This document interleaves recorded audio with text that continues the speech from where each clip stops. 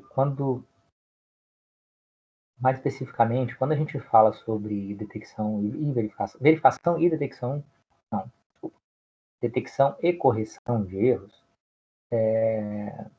porque detecção e correção de erro, detectar é só ver que tem erro. Corrigir, né? Depois que você vê que tem erro, você corrige. Todo o processo de detecção e correção de erro é conhecido muitas vezes como verificação de erro.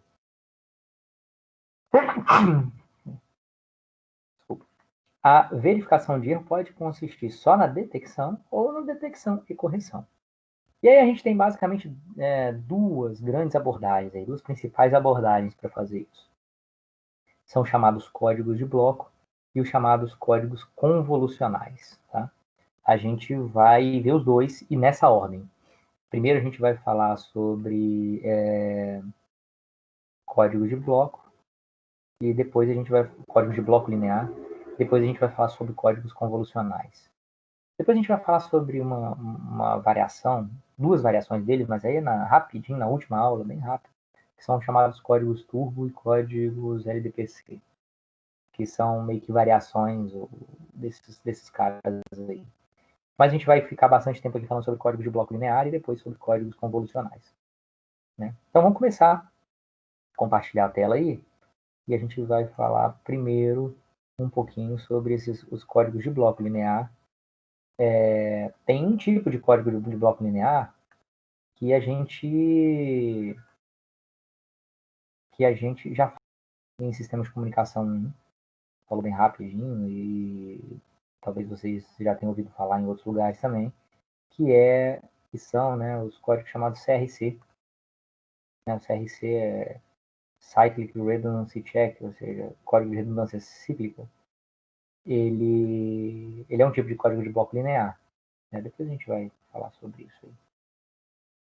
Mas, mais especificamente sobre o código de bloco linear, uma coisa que é importante é que ele usa bastante álgebra linear, né? Já falei na aula passada. Mas, sorte de vocês aí que é o básico de álgebra linear, né? São transformações lineares. Até por isso que chama código de bloco linear, porque ele é baseado em algumas transformações lineares. Eu vou falar um pouquinho sobre esses códigos de bloco linear. Tem algumas letras aqui, uma coisa meio literal, mas depois a gente vê na prática, vê exemplos, e aí a coisa vai ficando mais tranquila, né? Então, vamos lá. Primeira definição básica de codificação de canal. Você está introduzindo redundância antes de transmitir para que você permita que a semelhança entre o sinal recebido e enviado seja a máxima possível. Ou seja, que você retire o máximo possível de erros durante a transmissão. De preferência todos. E para você tirar os erros, você precisa de introduzir redundância. Né? E aí, a gente vai começar pelos códigos de bloco, que eu falei com vocês. A ideia do código de bloco é que se eu estou transmitindo uma informação, fluxo de dados, por exemplo, eu vou dividir esse fluxo de dados em blocos de k bits. K é um número qualquer, tá? Eu posso dividir em blocos de 4 bits, em blocos de 5, de 6, de 10 bits, não importa. K para ser genérico. Então eu vou pegar a minha informação e vou dividir em blocos de k bits. Então se eu tenho um fluxo de dados, eu vou pegar k bits e vou aplicar alguma transformação nele. Depois eu vou pegar os próximos k bits e aplicar alguma transformação nele. Os próximos k bits, vou aplicar uma transformação nele. A mesma transformação sempre, né? O mesmo código que eu vou aplicar nele. O código de bloco linear, ele nada mais é do que um mapeamento. Eu pego uma sequência de k bits e vou mapear isso em uma outra sequência de n bits, onde n é maior do que k. Né? Ou seja, eu vou pegar, por exemplo, 5 bits e vou transformar em 7 bits antes de transmitir. Vou pegar 4 bits e vou transformar em 8 bits antes de transmitir. Sei lá, alguma coisa assim.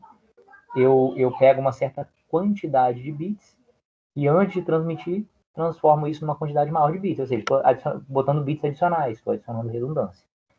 E eu faço isso, por exemplo, se eu escolher o k igual a 5, eu vou pegar os 5 primeiro bits, k igual a 5 e n igual a 7, né? Ou seja, isso é um código 7,5. O código a gente representa com esse parênteses aqui e o n,k, ou seja, primeiro o número maior, depois o número menor.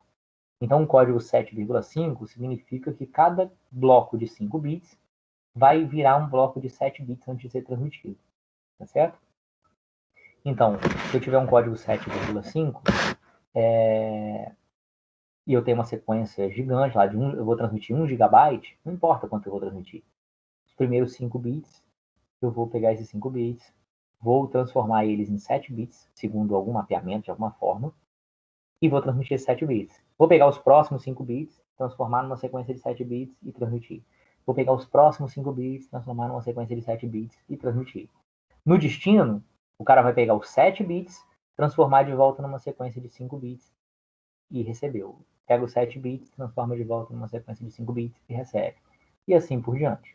Então, na transmissão, eu vou aumentar a quantidade de bits, na recepção, eu vou pegar essa quantidade de bits aumentada e transformar na quantidade de bits que eu tinha originalmente. Tá certo? E não tem jeito, não tem solução. Eu vou ter que transmitir mais bits do que só os bits normais de informação, se eu quiser detectar ou corrigir erro. Se eu quiser corrigir, só detectar, eu tenho que ter uma quantidade de bits adicionais. Se eu quiser corrigir erro também, eu tenho que transmitir mais bits adicionais ainda. Não tem nada de graça, né? Bom, isso aqui é a taxa de codificação, se eu tenho 5 sobre 7, é quantos por cento dos bits que eu estou transmitindo são realmente úteis, né, e quantos por cento são de informação inútil. Isso aqui é detalhe. Mas vamos falar um pouquinho mais sobre a representação que eu vou ter agora, né? Isso aqui, a gente vai representar a nossa transmissão de uma forma vetorial. Então, a gente vai representar os bits que a gente vai transmitir como vetores. Então, se eu tenho um código de 7,5, ou seja, que transforma 5 bits em 7 antes de transmitir, os bits que eu vou transmitir, meus bits originais, que a gente chama de mensagem, que é o que eu quero transmitir, eu vou representar isso como um vetor com 5 elementos. Uma matriz de uma linha e 5 colunas, né, que é um vetor de 5 elementos. Tá certo? Uma matriz com uma linha só e 5 colunas. Né? E essas colunas podem ser 0 e 1, são os bits que eu vou transmitir. E aí, eu estou representando aqui, então, que eu tenho uma mensagem M, que é um vetor com K bits. Ele passa por um codificador. O codificador é o cara que vai transformar esses 5 bits em 7, por exemplo. E aí a sequência com 7 bits, a sequência codificada, a gente chama ela de C. Então é M de mensagem, C de mensagem codificada. E aí essa mensagem aqui vai ser transmitida pelo ar, por exemplo, por um canal. E esse canal de transmissão, que normalmente normalmente não, pode ser o ar, pode ser um cabo também, mas no ar isso é muito comum. Esse canal, só essa transmissão nesse canal, qualquer que seja o canal, ela pode sofrer algum tipo de interferência. Ruído, né? Pode ter incidência de ruído. E aí, alguns bits podem chegar errados. Alguns bits eu posso ter transmitido 1 e chegar a 0. Alguns bits podem ter transmitido 0 e chegar a 1. Então, há uma incidência de erro de transmissão. E aí, a gente representa isso com um vetor erro. Matematicamente, a possibilidade de ter um erro de transmissão, a gente representa como um vetor de erro, que eu vou somar no meu vetor codificado, no vetor que eu vou transmitir. Então, o vetor C é um vetor com os bits que eu vou transmitir. O vetor E é um vetor de erro. E aí, quando eu somo os dois, eu tenho um vetor R, que é o vetor recebido, que é o que o destino da mensagem recebe. O que o destino da mensagem recebe não necessariamente é igual ao que foi transmitido. Ele é sempre igual ao que foi transmitido mais o erro. Se o erro for 0, ou seja, não tem erro, aí o R vai ser igual a C. Mas o que eu recebo não necessariamente é igual ao que eu transmito. Então, R não necessariamente é igual a C. Mas R é igual a C mais E. O princípio de decodificação, né, de codificação era pegar a mensagem M e transformar em C. O princípio de decodificação consiste em, dado esse R, dado o vetor de bits que eu recebi, eu estimar qual era o C, qual foi o que foi transmitido, e com isso eu consegui estimar qual foi a mensagem original, o que a pessoa queria transmitir. Então, o principal do decodificador, isso aqui é um passo intermediário, é que com o que eu recebi, eu tentar identificar, estimar o que foi transmitido. Né? Eu nunca, e aí eu falo com é uma expressão bem forte, mas é verdadeira. Eu nunca vou ter certeza, seja qual for a transmissão, seja qual for o código que eu vou utilizar, seja qual for o meio, eu nunca vou ter certeza de que o que eu recebi é o que eu transmiti, é igual ao que eu transmiti. Eu tenho, assim, grandes chances de ter recebido o que foi transmitido, mas certeza absoluta não vou ter nessa transmissão aqui, em nenhuma transmissão. Beleza? Não só pela detecção de erros, né? Não tem como. Mas a gente tem, assim, 99,9999% de chance de estar certo. Então, vou pegar um exemplo para ficar mais claro isso que eu estou falando. Vamos imaginar um código de repetição, um código 5,1. Um código 5,1 quer dizer que cada um bit vai virar 5. Então, eu vou pegar os bits de 1 a 1 e vou transformá-los em 5 bits. E um código de repetição é um código bem simples, que eu vou falar agora para vocês, em que eu simplesmente repito o bit que eu vou transmitir. Então, se eu quiser transmitir 0, ao invés de transmitir 0, eu vou transmitir 5 zeros. Se eu quiser transmitir 1, ao invés de transmitir 1, eu vou transmitir 5 uns.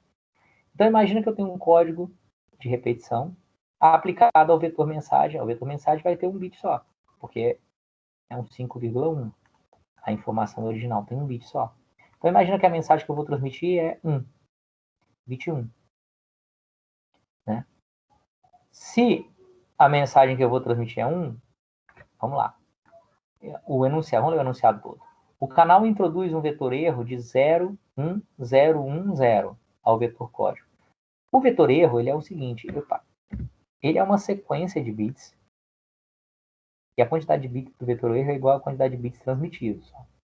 Eu tenho um bit na mensagem original, para cada um bit eu vou transmitir 5 bits. Então o vetor erro ele tem que ter 5 bits. E o que o vetor erro me diz? Um bit 0 indica que a transmissão do primeiro bit, aqui, esse bit aqui 0, está indicando que a transmissão do primeiro bit vai ocorrer com sucesso. Que a transmissão do segundo bit vai ter erro. 1 quer dizer que teve erro. Que a transmissão do terceiro bit vai ter sucesso. Que a transmissão do quarto bit vai ter erro. E que a transmissão do quinto bit vai ter sucesso. Então, isso aqui é uma representação de que durante a transmissão houve erro no segundo e no quarto bit. É só uma representação matemática disso, tá? Aí está perguntando, determine as transformações vetoriais ocorridas e tal. Vou representar matematicamente isso aqui. Então vamos lá. Eu tenho um código de repetição 5,1. Num código desse tipo, eu só tenho duas palavras códigos possíveis.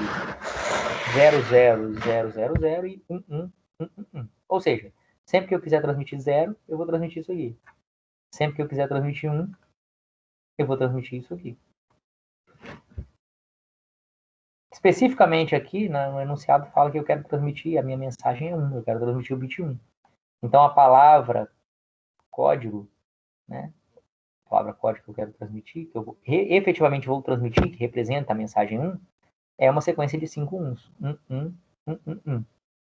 Né? Por quê? Porque esse é um código de repetição, que cada bit vira 5 bits. E o vetor recebido vai ser o quê?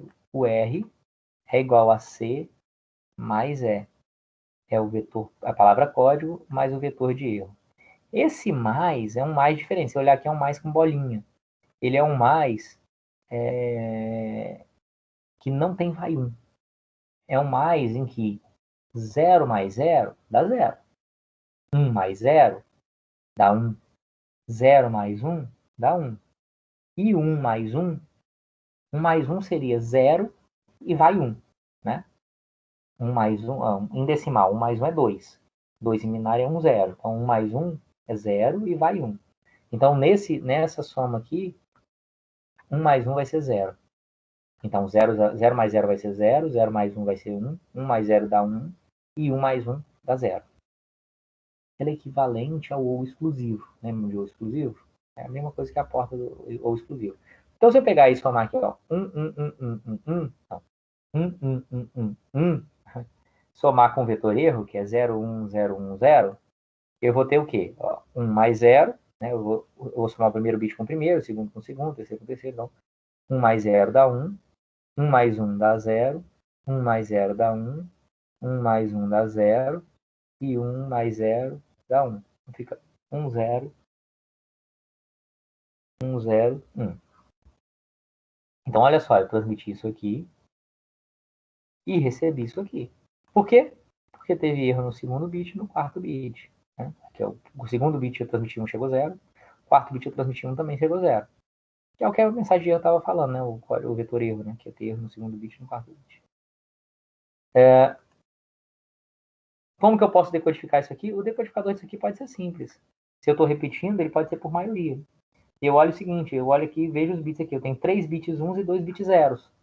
Opa, tem mais bit 1 do que bit 0, então provavelmente o que o cara transmitiu foi uma sequência de 5 1s. Então, eu estimo, eu consigo chegar à conclusão de que a mensagem transmitida, o que foi transmitido foi 1, e a mensagem que a pessoa queria transmitir era m é igual a 1 bit. Então, teve erro de transmissão, e mesmo assim eu consegui corrigir o erro. É 100% garantido esse código aqui? Não. Porque pode ter acontecido de ter erro no segundo, terceiro e quarto bits. Aí ia ficar 1, 0, 0, 1. Ia ter mais 0 do que 1, eu ia achar que era 0, decodifiquei errado. Mas parte do pressuposto que tem mais probabilidade de ter 2 erros do que ter 3 erros na palavra código. Certo? Isso é válido? Normalmente é. Isso é válido, normalmente sim. Só não é válido isso se a probabilidade de erro num bit específico for mais que 50%. Mas se você tiver um canal que tem mais de 50% de chance de erro num bit, você não vai conseguir ter transmissão nele. Vai dar problema. É muita coisa. Beleza. Vamos lá, então. Tá claro primeiro aí a representação né, matemática das coisas?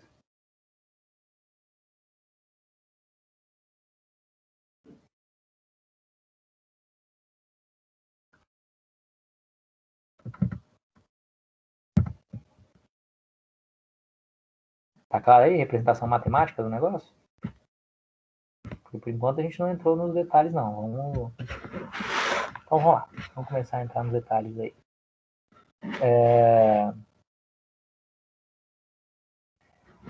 Vamos falar de duas definições que a gente vai usar daqui até o final. Enquanto eu estiver falando aí sobre código de bloco linear, eu vou usar esses conceitos aí. Até depois. Depois eu vou usar esses conceitos também.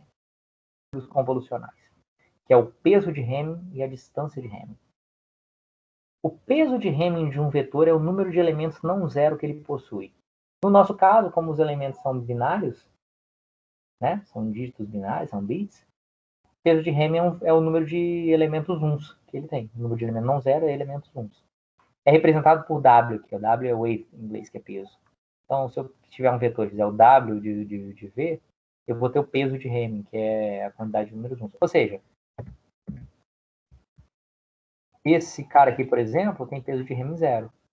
Esse cara aqui tem peso de Hamming 5, que é em 5 uns. Esse cara aqui tem peso de Hamming 2. Esse cara aqui tem peso de Hamming 3, que são 3 uns. Esse aqui, ó, que é um só, tem peso de Hamming 1, porque tem só um. Então, isso que é o peso de Hamming. Um outro conceito, esse é o conceito simples. O outro conceito, também não é complexo, é a distância de Hamming. A distância de Hamming, que normalmente é dada por d de v, x, ou seja, a distância entre os vetores v e x, é a quantidade de bits diferentes que um tem em relação ao outro. A quantidade de elementos diferentes que um tem em relação ao outro.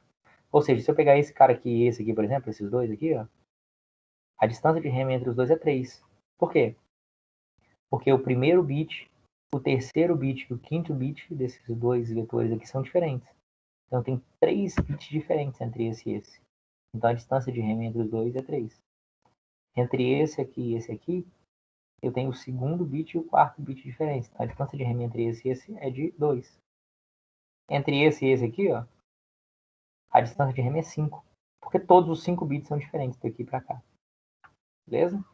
Então a distância de Hamming só dá para eu calcular, né, entre vetores que têm o mesmo tamanho, né? Então, e aí tem uma outra observação, que a distância de Hamming, ela é numericamente a mesma coisa que o peso da soma dos dois vetores. Por que é o peso da soma?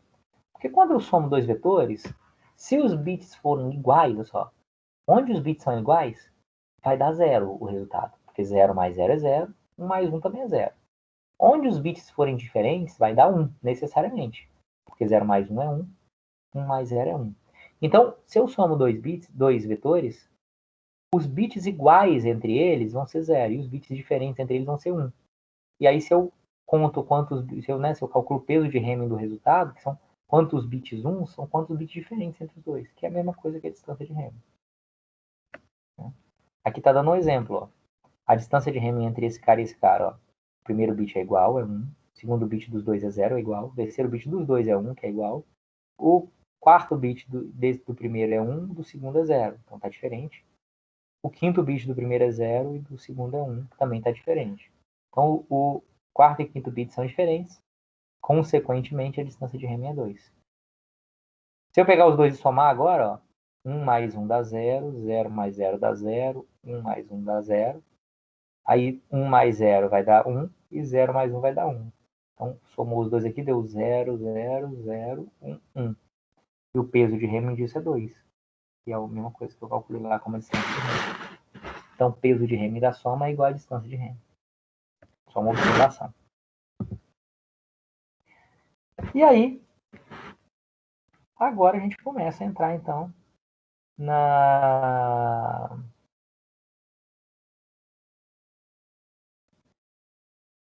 álgebra linear do negócio. Então, vamos lá. Vocês lembram o que é um espaço vetorial? Então, se não lembram, aqui está a definição de um espaço vetorial. Isso é o que define um espaço vetorial. Um conjunto de vetores, ele é um espaço vetorial se você pegar dois vetores e somando os dois vetores, o resultado desses dois vetores vai fazer parte do conjunto ainda. Se o produto escalar do vetor por um número qualquer, e o resultado vai ser um vetor que faz parte desse conjunto de vetores, e que você tem a lei da lei distributiva e associativa valem também. Né? No caso aqui, nossos espaços vetoriais, eles são construídos com vetores binários. Então, eu estou lidando só com zeros e uns, com números zeros e uns, o que simplifica muito a definição de um espaço vetorial. Então, o espaço vetorial ele só é válido se eu somar dois vetores e o resultado é um vetor que faz parte do espaço vetorial. Então, ele é um conjunto de vetores que se eu somar qualquer dois vetores, eu vou ter um outro vetor. Né? Somar usando esse maisinho aqui, eu vou ter um outro vetor que faz parte do conjunto. Né? Ou seja, se esse cara aqui fizer parte do espaço vetorial e esse aqui também fizer parte no mesmo espaço vetorial, esse daqui tem que fazer também. Porque quando eu somo os dois, tem que dar como resultado um cara que também faz parte do espaço vetorial. O produto escalar de um elemento por 0 ou por 1 vai fazer parte do espaço vetorial. 0 multiplicado por qualquer vetor é o vetor com todos os elementos zeros. 1 multiplicado por qualquer vetor é o próprio vetor. Então, dizer que 1 multiplicado por um vetor tem que fazer parte do espaço vetorial é meio redundante, porque o vetor já faz parte do espaço vetorial, e 1 vezes ele vai dar ele mesmo. 0 vezes qualquer vetor vai dar um vetor todo zero. Então, esse 2 aqui pode ser reduzido para simplesmente o seguinte: qualquer espaço vetorial tem que ter o vetor de tudo zero como parte do espaço vetorial. E a lei distributiva e associativa tem que ser satisfeitas, mas aí é simples, né? Porque só tem 0 e 1. Então, 0 vezes a soma de dois vetores vai dar 0. Então, pegar 0 vezes os dois vetores vai dar 0. É a mesma coisa que pegar 0 vezes um vetor que dá 0 e somar com 0 vezes outro vetor que dá 0. Se for 1, 1 vezes um vetor vai dar o próprio vetor. Mais 1 vezes o outro vetor vai dar o próprio vetor. Então, no final vai ser V1 mais V2. E se fosse 1 vezes V1 mais V2, também vai dar a mesma coisa. Né? Então, essa lei distributiva é fácil de ver. A associativa também. Aqui A é escalar, A é sempre escalar, né? E V aqui é vetor. Então, A é sempre escalar, é 1 e 0. Né? Se aqui qualquer um dos dois for 0, esse produto todo aqui vai dar 0. Então, não importa quem eu multipliquei antes. Se os dois forem 1, vai dar o próprio V. Então, não importa se eu multipliquei primeiro, né? Então não importa, isso aqui sempre vai valer também.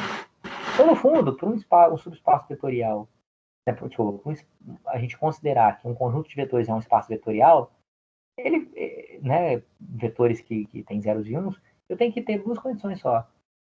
A primeira é que o vetor todo zero tem que fazer parte desse conjunto. E a segunda é que se eu chamar quaisquer vetores, o resultado tem que necessariamente ser um vetor do conjunto. É fácil eu ver se um conjunto de vetores forma um espaço vetorial ou não. E um subespaço vetorial é um subconjunto desses. Se eu conseguir tirar um subconjunto aí, uma quantidade menor desse, e que continua sendo um espaço vetorial. Aí a gente chama de subespaço vetorial.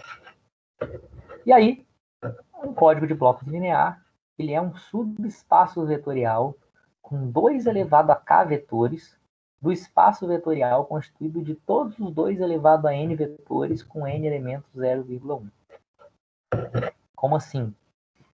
Eu estou pegando 5 bits e transformando em 7 para transmitir. Tá? Tem um código 7,5. Estou pegando cada bloco de 5 bits, transformando em 7 e aí transmitindo. Então, um subespaço, o espaço vetorial de todos os possíveis vetores que podem transmitir, né, todos os possíveis vetores com 7 elementos, são todos os possíveis vetores com 7 elementos. 0, 0, 0, 0, 0, 0, 0.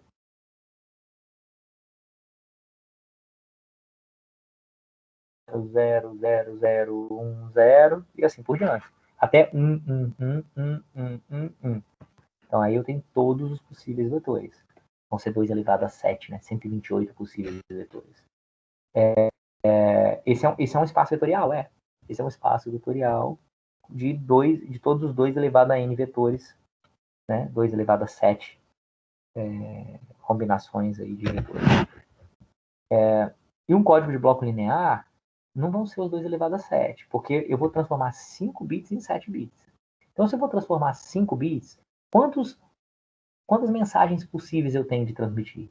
Eu tenho 2 elevado a 5. Se eu vou transmitir, vou pegar uma mensagem sempre de 5 bits, eu tenho 2 elevado a 5 possíveis mensagens. 2 elevado a 5 dá 32. Eu tenho 32 possíveis mensagens, que são vetores com 5 bits. E aí eu vou mapear isso em 7 bits. Então, dos 128 possíveis vetores, eu vou usar só 32. Porque só 32 vetores com 5 posições, que é o que eu consigo ter, que vão ser mapeados em vetores com 7 posições, né, com 7 bits antes de transmitir. Então, um código de bloco linear, ele é um subespaço vetorial desses 128 possíveis vetores, mas é um subespaço vetorial que consiste só de 32 desses vetores, para quando eu estou num código de 7,5. Não sei se está claro o que eu quis dizer. Sabe que negócio? Tá claro o que é que eu desenho? Vou desenhar para ficar mais claro. O que eu estou falando é isso aqui, ó. Eu tenho... Estou transmitindo aqui, né? Tem um vetor de 5 posições. Eu vou transmitir... Vou demorar muito para desenhar desse jeito. Imagina que eu estou transmitindo um vetor com 5 posições.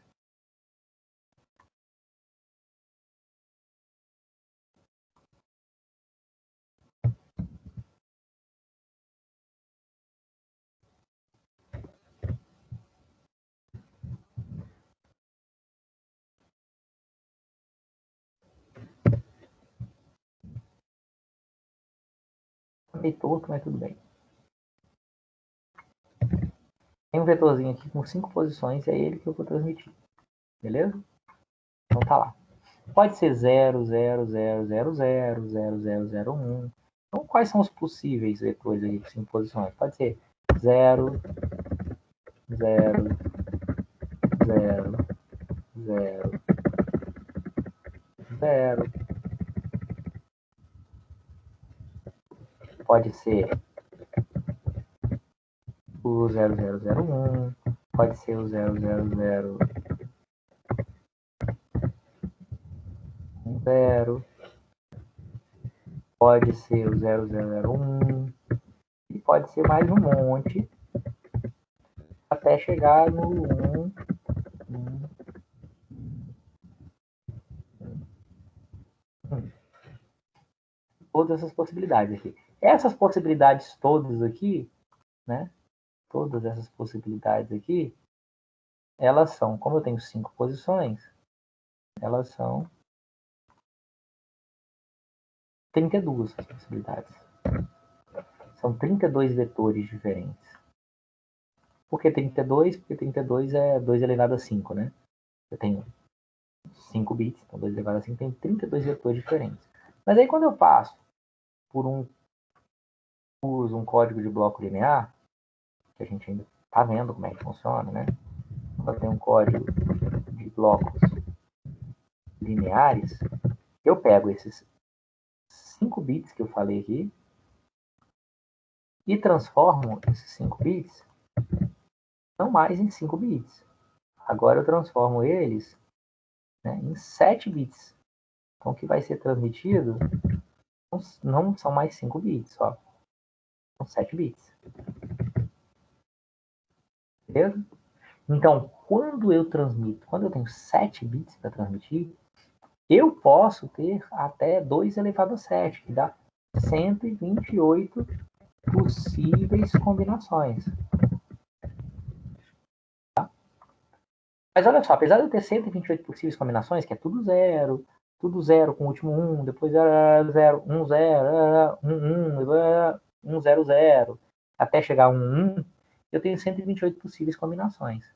Só que dessas 128 possíveis combinações, eu não vou usar todas elas, porque eu só tenho 32 mensagens diferentes. Então, cada uma dessas mensagens vai ser mapeada numa palavra código de 7 bits. Então, isso aqui, 0000, vai ser mapeado em alguma palavra código de 7 bits. Essa aqui em outra palavra código de 7 bits. Essa aqui em outro vetor de 7 bits. Palavra código é o vetor de 7 bits, né? Então, apesar de eu ter 128 possíveis combinações, eu também só vou ter aqui, só vou usar, né? Eu só vou usar 32 palavras código.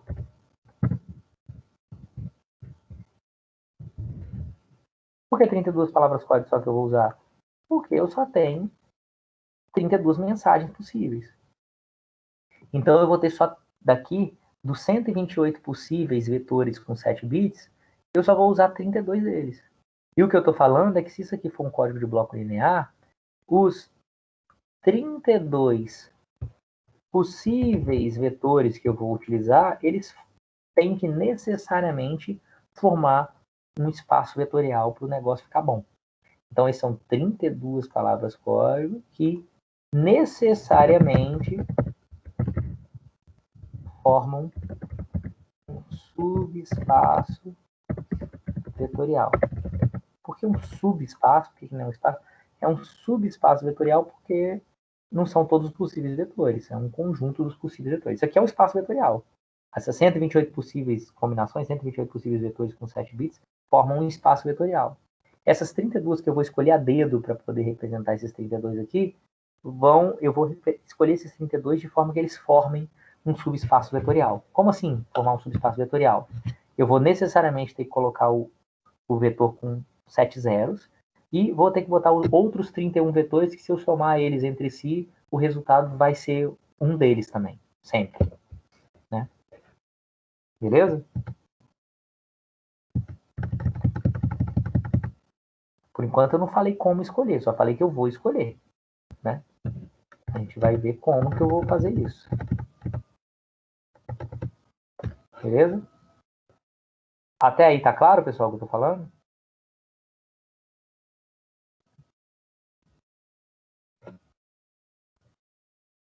Sim? Não? Talvez?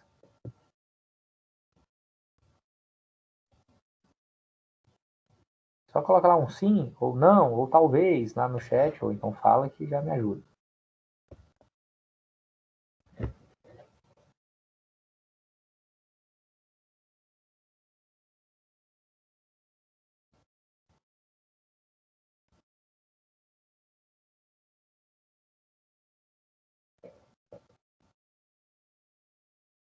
Alô, pessoal, vocês estão me ouvindo?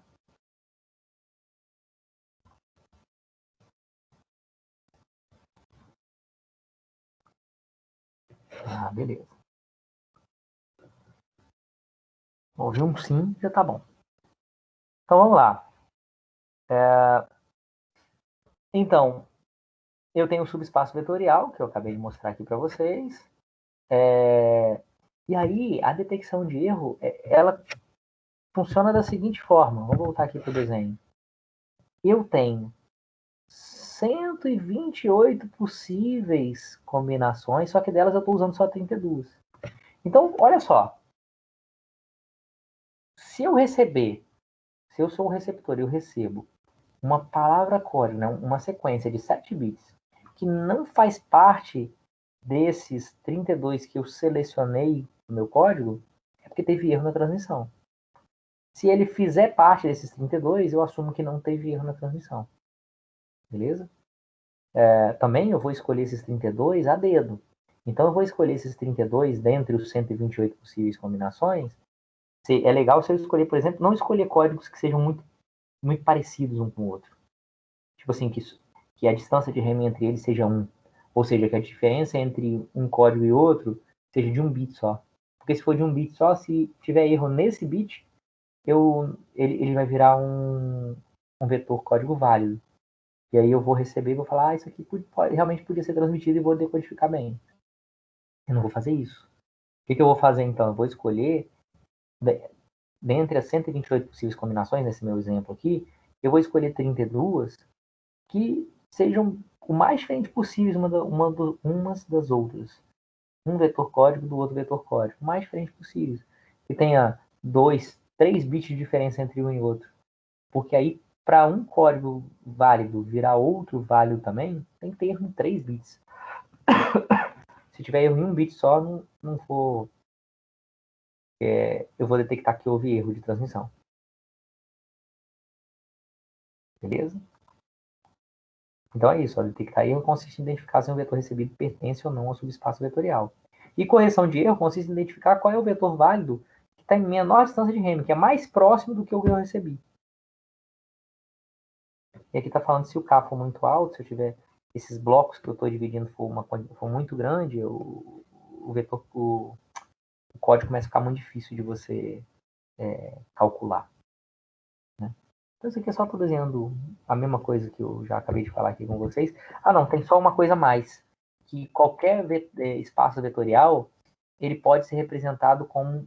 você não precisa representar todos os vetores possíveis, você pode pegar só o que a gente chama de uma base do subespaço vetorial, que são alguns vetores linearmente independentes, ou seja, vetor que um não pode ser escrito em função de outro, em que se eu fizer a operação de somas entre eles, eu consigo gerar todos os vetores de um espaço vetorial. Por exemplo, tirando aqui vetores, quando eu pego o plano cartesiano lá, né, o x e y, os vetores x e y, eles são bases do meu espaço vetorial, porque qualquer vetor que eu desenhe ali pode ser escrito com uma soma de x e y, né? Tanto que um vetor pode ser o 3,5 é porque são 3 vezes o y mais 5 vezes o 3 vezes o x mais 5 vezes o y, né? Então está tudo escrito em função da base do espaço vetorial, que é o x e o y. Aqui também, aqui a base do espaço vetorial são vetores. No caso aqui, por exemplo, que eu tenho... No caso aqui, em que eu tenho 32 palavras código, né, de 7 bits, 32 porque é 2 elevado a 5. Então a minha base desse espaço vetorial pode ser uma base só com 5 vetores. Com 5 vetores eu consigo necessariamente, isso é matemático, tem lá nessa definição lá na álgebra linear, com 5 palavras código eu consigo gerar todas as 32 de um subespaço vetorial. Eu tenho que pegar 5 específicos, lá 5 que sejam linearmente independentes. Desse conjunto de 32, eu escolho 5 que são linearmente independentes entre si.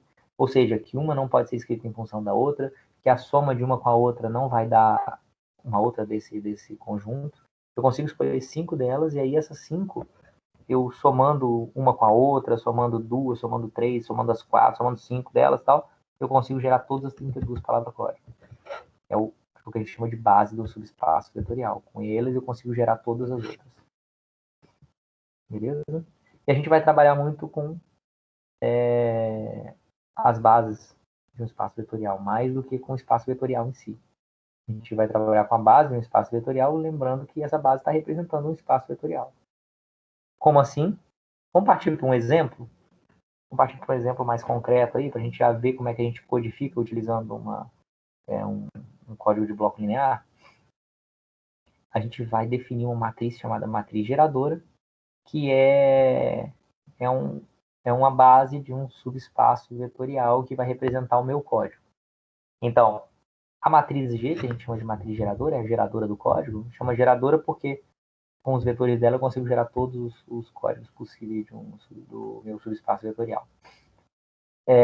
Eu vou usar ela para poder fazer a transformação da mensagem que eu quero transmitir, né, no vetor codificado que eu efetivamente vou transmitir. Lembrando que esse aqui tem menos bits e esse aqui tem mais bits.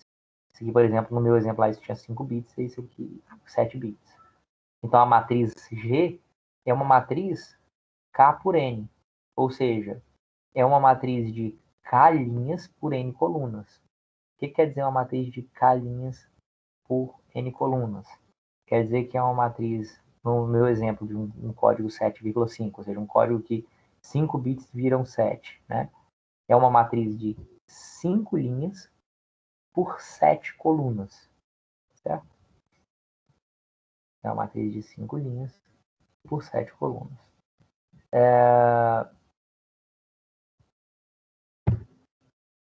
Vamos ver um exemplo aqui. Um exemplo sempre facilita muito mais do que a gente vê. A gente vê literalmente, né, um conceito por trás. Depois, quando a gente vê o exemplo, facilita muito a vida da gente. Estou pegando esse caso aqui, que é um subespaço vetorial, né, de vetores com 6 bits, mas isso é um subespaço vetorial com 8 vetores só. Olha só, com 6 bits eu conseguiria ter até 64 vetores diferentes, né? Mas eu peguei só 8 desses vetores e eu estou afirmando para vocês que esses 8 aqui formam um subespaço vetorial. Como que eu sei? Primeiro, porque eu tenho o vetor todo zero. E segundo, porque quaisquer 2 vetores que eu somar aqui, o resultado vai ser um vetor que faz parte desse conjunto aqui. Vamos ver, vamos pegar uns. Não vou fazer todos os casos, não, senão a gente vai ficar aqui até amanhã. Mas vamos pegar alguns ao acaso aqui. Ó. Vamos pegar o segundo e o terceiro. Vou somar esse com esse. 1 mais 1 dá 0. 1 mais 0 dá 1. 1 mais 0 dá 1. 1 mais 1 dá 0. 0, 1. Então é o vetor 0, 1, 1, 0, 0, 1. Que é o, então, 0, 1, 1, 0, 0, 1. Tá aqui. Se eu pegar, sei lá, esse aqui com esse aqui. 1, 1, 0, 1, 0, 1. Então é 1, 1, 0, 1, 0, 1. Tá aqui ele. Então, se eu fizer isso com qualquer par de vetores aqui, o resultado vai ser um vetor que faz parte do conjunto. Então, esse cara aqui é um subespaço vetorial. Se ele é um subespaço vetorial com 8 vetores, a minha base desse subespaço vetorial é uma base com 3 vetores, porque 2 elevado a 3 é igual a 8. Então, eu posso escolher 3 quaisquer daqui que sejam linearmente independentes. O que quer dizer linearmente independentes? Quer dizer que eu não posso escolher esse e esse. Porque se eu escolher esse aqui, com esse aqui e esse aqui, esse a gente viu que esse vetor aqui que eu estou apontando é a soma desse mais esse. Né? A soma desse com esse. Então esse aqui não é linearmente independente em relação a esses dois. Ele é linearmente dependente, porque esse pode ser escrito como a soma dos dois. Então tem que ser 3 vetores, quaisquer aqui, que somados entre si, não gere o outro, ou seja, que eles sejam linearmente independentes. Por que a gente não usa o 0, 0, 0? Não? Então esses 3 primeiros aqui eu acho que são linearmente independentes. Porque se eu somar esses dois não vai dar esse terceiro, se eu somar esses dois não vai dar esse aqui, se eu somar esse com esse não vai dar esse do meio. Então esses 3 primeiros, por exemplo, poderiam ser a base do meu subespaço vetorial. E acho que foi isso que ele pegou aqui, ó. 1, 1, 0, 1, 0, 1, 1, 0, 1, 1, 0, 0, então é 1, 1, 0, 1, 0, 1, 1, 0, 1, 0, 0, e o 0, 1, 1, 1, 1, 0. Pegou esses 3 primeiros. Poderiam ser outros? Poderiam, desde que fossem linearmente independentes. Pegou esses 3 aqui. E a matriz geradora é simplesmente eu pegar esses 3 essas 3 bases aqui e colocar uma embaixo da outra, uma em cada linha. Então, eu peguei aqui a primeira, ó, 1, 1, 0, 1, 0, 1, 1, 0, 1, 0, 1. Peguei a segunda, que é 1, 0, 1, 1, 0, 0, 1, 0, 1, 1, 0, 0. Peguei a terceira, 0, 1, 1, 1, 0. Coloquei as 3 aqui nessa matriz que a gente chama de matriz geradora. Então, isso aqui é a matriz geradora. São vetores linearmente independentes entre si. E aí, essa matriz é geradora de um código quê? De um código 6,3, porque ela transforma 3 bits em 6 bits. Certo? Então, se eu quiser codificar a mensagem, qualquer mensagem aqui, né, como é que eu faço? Eu vou pegar a minha matriz M, o meu vetor M, que é o vetor com a mensagem que eu quero codificar, e multiplicar por G. O que eu vou transmitir, que é o C, é igual a M vezes G. Então, se eu quiser transmitir 0, 0, 0, por exemplo, eu vou pegar 0, 0, 0 e multiplicar por isso aqui. Como é que eu multiplico? Eu multiplico linha por coluna. Então, 0, 0, 0 vezes esse daqui. Então, vai ser a primeira linha, né? A primeira linha vezes coluna. Então, eu vou pegar o primeiro aqui e multiplicar pela primeira linha, por elementos da primeira linha, o segundo por elementos da segunda linha, o terceiro por elementos da terceira linha. Então, vai ser 0 vezes 1 mais 0 vezes 1 mais 0 vezes 0, que dá 0. E aí, nessa posição é isso. Na outra posição, do lado, é 0 vezes 1 mais 0 vezes 0 mais 0 vezes 1. Né? No final vai dar 0.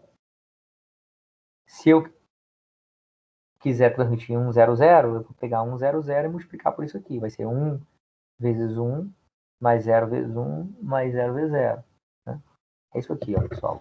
Vou desenhar aqui de novo.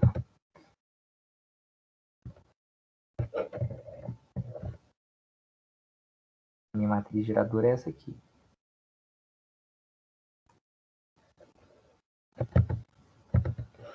Então, aqui minha matriz, aqui minha matriz geradora, certo?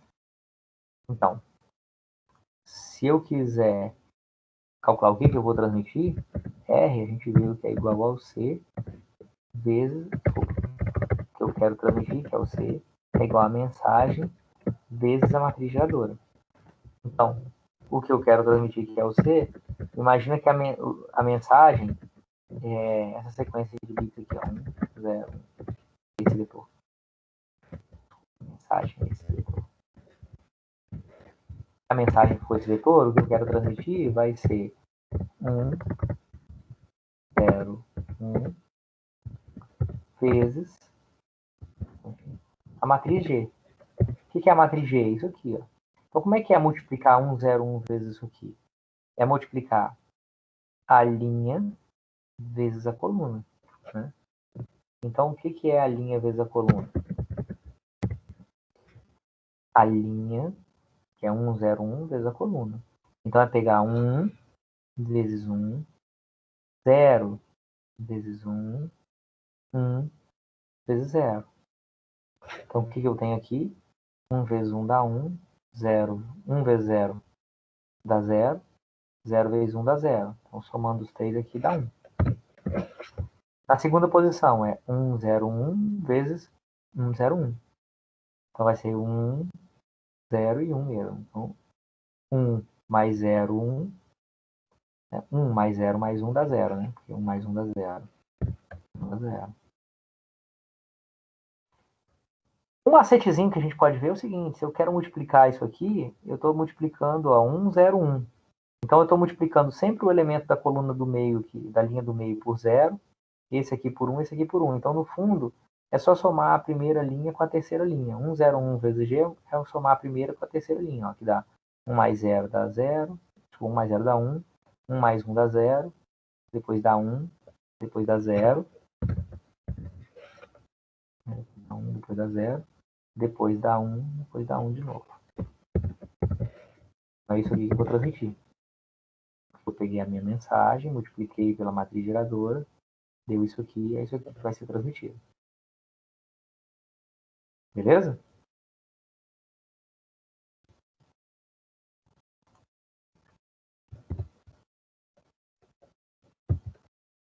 Claro aí, pessoal?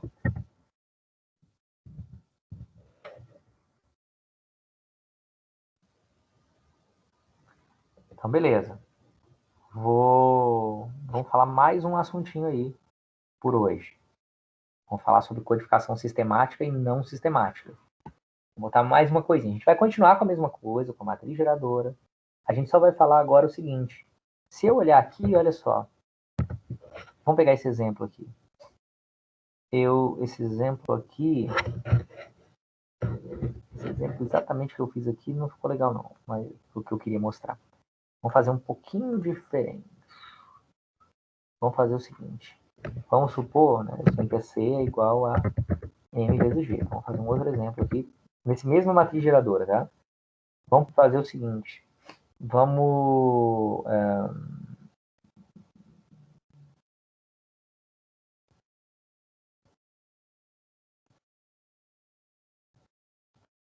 Vamos supor que a mensagem que eu quero transmitir é 0. Tá? Se eu quero transmitir 0, então é 1 vezes 0, desculpa, vezes a matriz de E. Estou botando assim preguiça de escrever de novo a matriz aqui. Né? O que é 0 vezes a matriz G? É vezes a primeira linha, mais vezes a segunda linha, mais 0 vezes a terceira linha. Então, no fundo, é a primeira linha mais a segunda linha. Né? Então, o que é a primeira linha mais a segunda linha? Mais 1 dá 0. 1 mais 0 dá 1. 0 mais 1 dá 1. 1 mais 1 dá 0. 0 mais 0 dá 0. E 1 mais 0 dá 1. Então, olha só. A minha mensagem que eu queria transmitir é 0. E o que eu efetivamente transmito é 0110001. Essa mensagem aqui não tem nada a ver com a mensagem que eu vou transmitir. Essa aqui não tem nada a ver com essa. Então, se eu quiser saber, se eu receber isso aqui, quiser saber a mensagem original, eu tenho que passar por um processo de descodificação, que é, por exemplo, multiplicar isso pela inversa da matriz G. Ou seja, dá um pouco de trabalho. A codificação sistemática é aquela em que a mensagem que gerou o código é parte do código.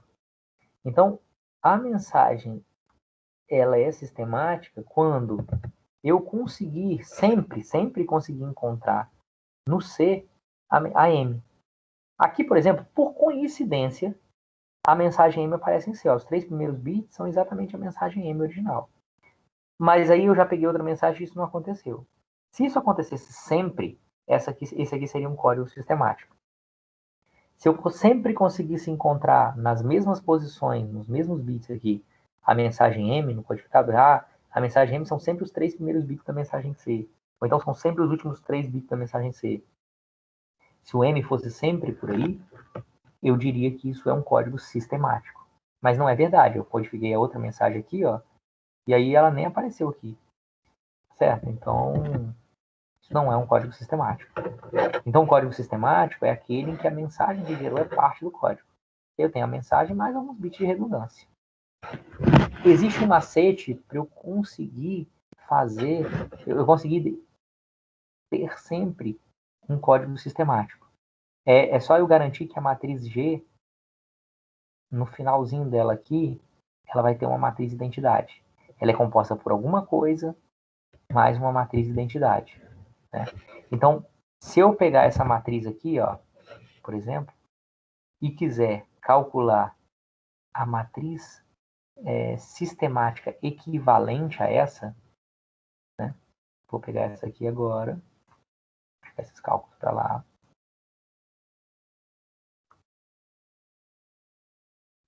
Se eu pegar essa matriz aqui e quiser calcular a matriz G', eu vou chamar, que é a G sistemática, o que eu vou fazer? A matriz G sistemática é aquela matriz. Deixa eu mudar aqui, a matriz aqui.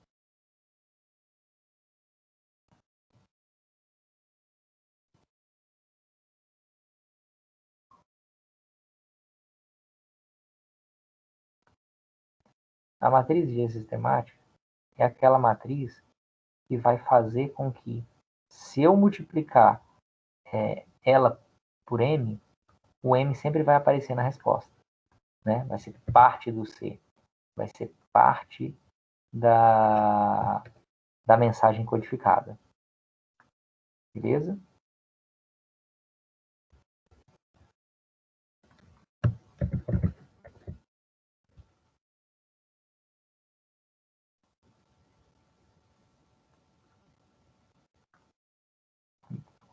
Cagado aqui, né?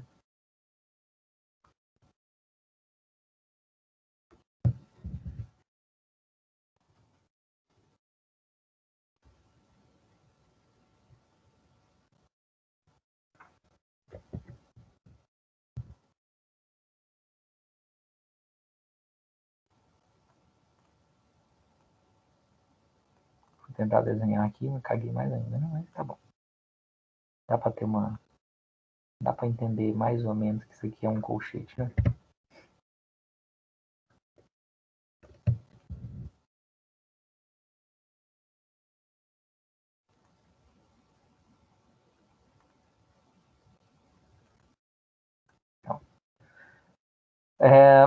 Então, eu vou pegar essa matriz aqui e vou transformar numa matriz sistemática. A matriz sistemática é aquela, então, em que eu vou encontrar a mensagem sempre, vai gerar sempre que eu multiplicar a mensagem por ela, eu vou ter no C aqui no resultado alguma coisa e a mensagem vai aparecer.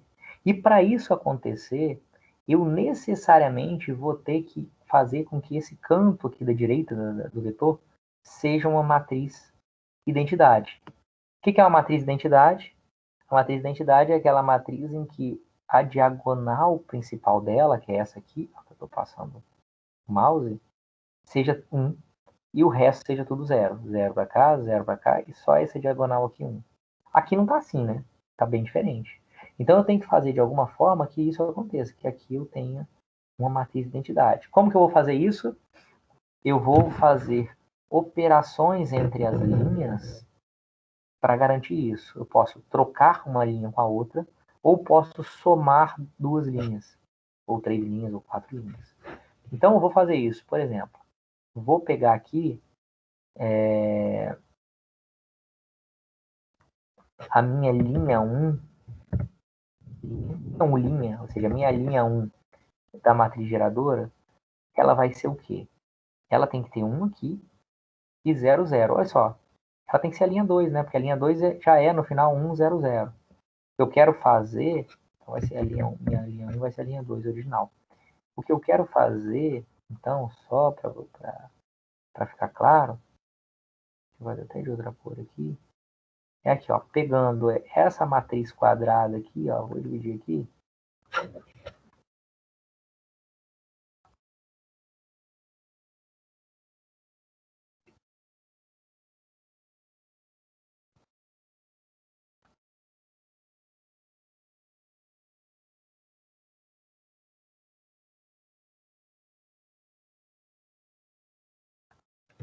Então, é pegar essa matriz quadrada aqui, que está do lado de cá, e transformar ela numa matriz de identidade. A matriz de identidade é aquela que vai ser 1, 0, 0, 0, 1, 0, 0, 0, 1, né? Essa diagonal aqui 1 e o resto tudo 0. Então, se você olhar aqui a linha 2 já é a primeira linha de uma matriz sistemática, 1, 0, 0. Então, por isso que eu falei que a linha 1 aqui da matriz aqui é como se fosse, né? É a linha 2 aqui. Então, eu vou pegar a linha 2 e botar a linha 2 aqui. 1, 0, 1, 0, 0. Beleza? Esse cara agora ficou muito distante.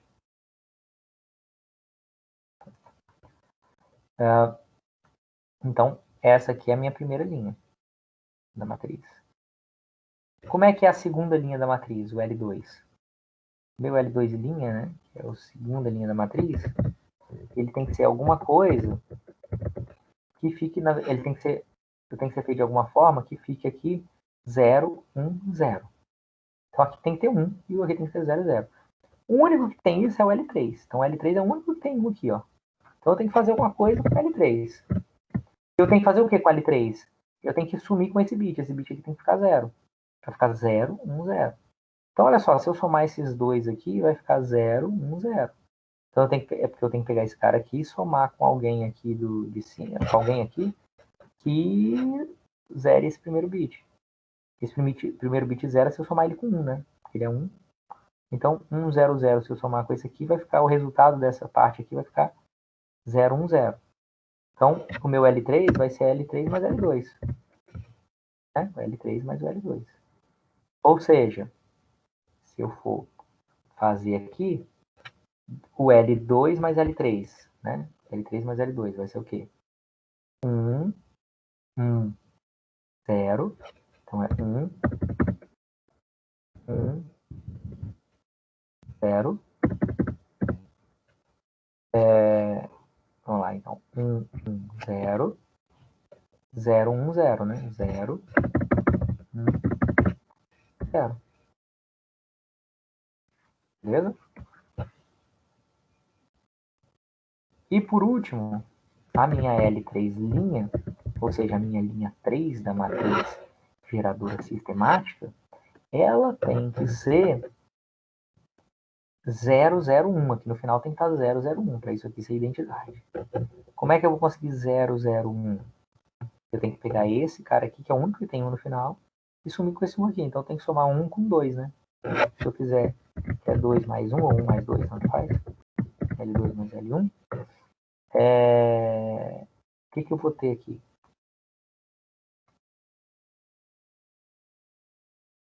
Eu vou ter no final 0, 0, 1. Então vamos lá. Vamos botar minha terceira linha. É L1. Eita, fiz errado aqui, né?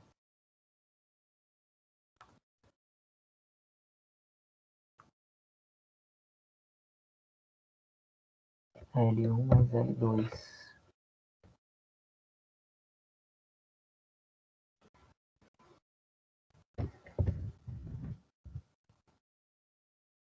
L1 mais L2, né?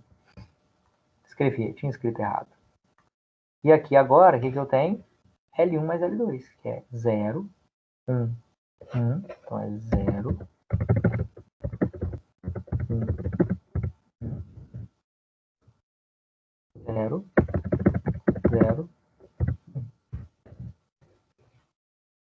Então, vocês olharem agora aqui, depois dessas transformações, essa matriz quadrada aqui que fica mais à direita, ela é uma matriz de identidade. Então, se vocês olharem aqui agora, ó,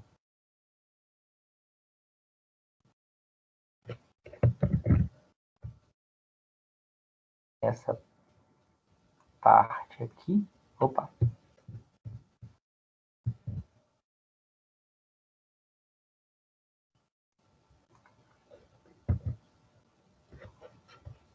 essa parte aqui, ó, é uma matriz de identidade. A gente representa com I. Essa parte aqui é uma que a gente chama de matriz de paridade. A gente representa com P. Matriz de paridade porque é a parte que não é identidade, né? É a parte que serve para verificação de erro mesmo. Então tem uma matriz P e uma matriz I. Isso aqui, essa matriz aqui resultante, ela é uma matriz que está, que a gente chama, na forma sistemática.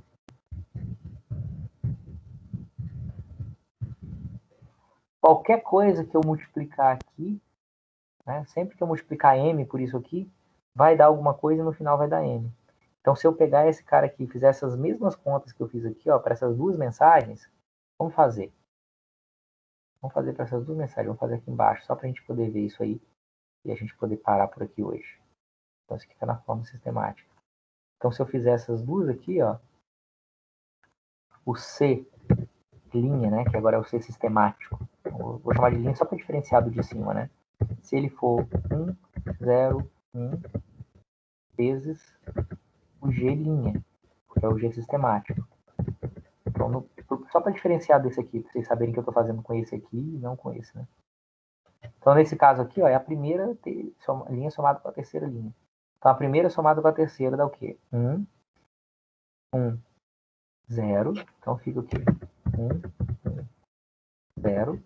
E a primeira com a terceira, que é 1, 0, 1. 1, 0, 1. Se a gente olhar aqui, ó,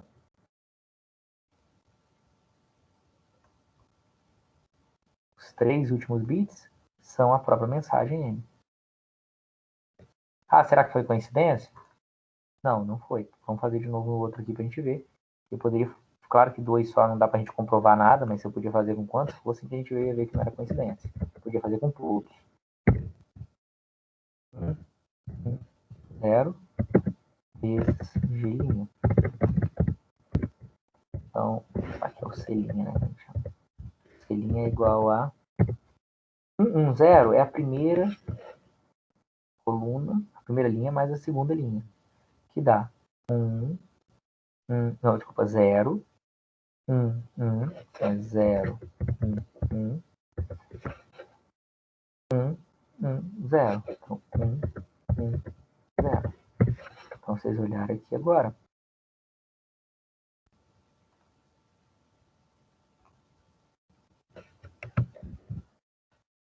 Lá, né? Os últimos 3 bits aqui, ó, são exatamente a minha mensagem original. Beleza? Então, isso aqui está na forma sistemática. Esse vermelho aí está indicando que está na forma sistemática. Né? Aqui, ó. Vai ficar mais reto um pouquinho isso. Está na forma sistemática. Beleza? Está na nossa hora, né? Tá claro aí, pessoal? Por enquanto a gente está sabendo codificar. Estou sabendo pegar isso aqui. Isso aqui é codificar em bloco linear. Esse é um bloco linear. Eu acabei de codificar uma mensagem. Eu queria transmitir isso aqui, 101, mas eu, de fato, vou transmitir isso aqui.